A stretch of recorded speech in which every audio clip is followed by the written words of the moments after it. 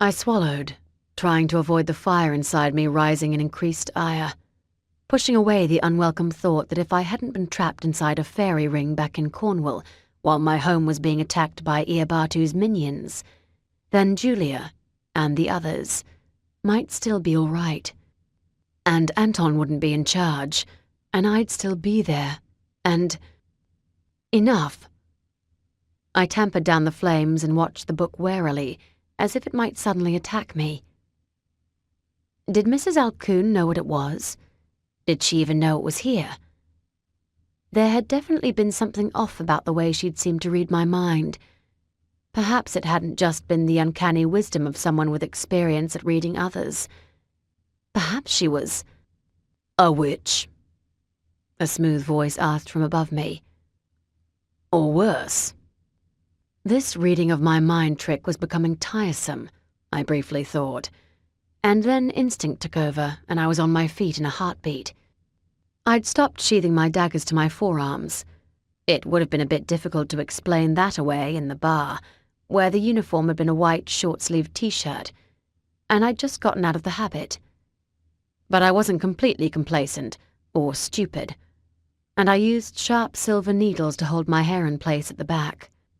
Flipping them out with a flick of my wrist, I poised to stab them somewhere, anywhere, in the direction of the voice.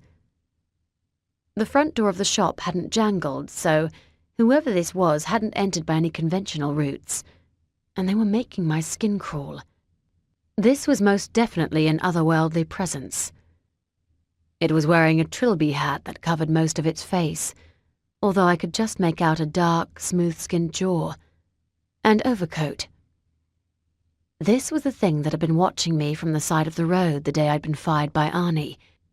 It had been stalking me. The blood fire that I'd controlled just moments before suddenly raged inside me, licking up my stomach and chest and throat. "Whoa!" the suddenly clearly male voice stated without a trace of tension. "You might want to calm down there a little bit, Red." The old nickname registered briefly, and hot blood thudding in my ears, I suddenly lashed out. The figure leaned back in a blur of effortless motion and completely avoided my furious swipe. "Have you become rusty since leaving the pack?" So, the nickname had been no coincidence. But this was definitely no one I knew from my former life, so he had to be someone, something entirely more dangerous.